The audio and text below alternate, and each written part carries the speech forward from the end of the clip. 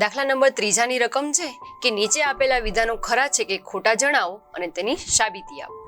જેમાં સૌપ્રથમ રકમ છે કે 10 ગુણ્યા 10 ની 11 ઘાત બરાબર 100 ની 11 ઘાત. અહીંયા ડાબી બાજુ અને જમણી બાજુ બે પદ આપેલા છે. પહેલા ડાબી બાજુનું સાદુરૂપ આપીશું અને ત્યારબાદ જમણી બાજુનું અને ચકાસીશું કે શું બંનેના જવાબ સરખા આવે છે કે નહીં. અહીંયા વચ્ચે બરાબરની નિશાની છે, એનો મતલબ કે બંને જવાબ સરખા છે તેવું આપેલું છે. તો ચલો ચકાસીએ કે સૌપ્રથમ ડાબી બાજુ લઈએ. તો અહીંયા લખીએ કે આ સમીકરણની ડાબી બાજુ જે છે 10 ગુણ્યા 10 ની 11 ઘાત. અહીં બંને પદના આધાર સરખા છે તો તેની ઘાતાંકનો સરવાળો થશે. 10 ની 1 ઘાત ગુણ્યા 10 ની 11 ઘાત. તો અહીંયા થશે 10 ની 1 વત્તા 11 એટલે કે 10 ની 12 ઘાત. આ થશે ડાબી બાજુનો જવાબ. હવે એવી રીતે જમણી બાજુનો જવાબ ચકાસીએ કે આ સમીકરણની જમણી બાજુ છે 100 ની 11 ઘાત. તો હવે જે 100 છે એને 10 ના સ્વરૂપમાં લખી શકાય કે 10 ની 2 ઘાત એટલે કે 100.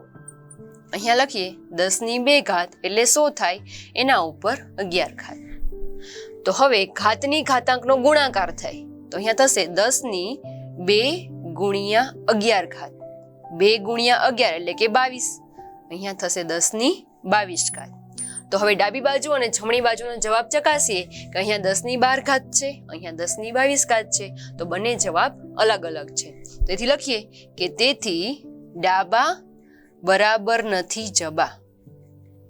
તેથી આપેલ વિધાન ખોટું છે. તે આપણે સાબિત કર્યું અહીંયા.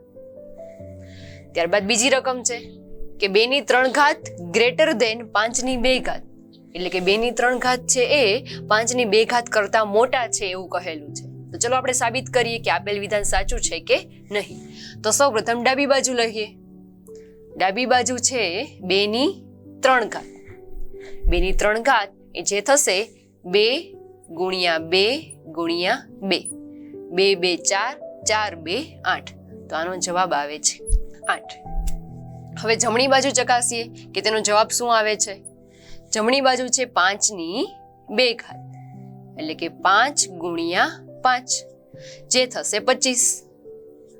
તો અહીંયા ડાબી બાજુનો જવાબ છે જમણી બાજુ કરતા તો નાનો છે, પરંતુ રકમમાં તો એમ કીધું છે કે ડાબી બાજુ મોટી છે. તો અહીંયા લખીએ કે તેથી ડાબી બાજુ એ લેસ ધેન છે કોના કરતા, જમણી બાજુ કરતા.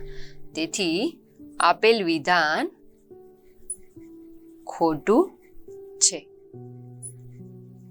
કૌંસમાં દર્શાવી દઈએ કારણ કે 8 એ 25 કરતા નાના છે. તેથી આપેલ વિધાન ખોટું થાય.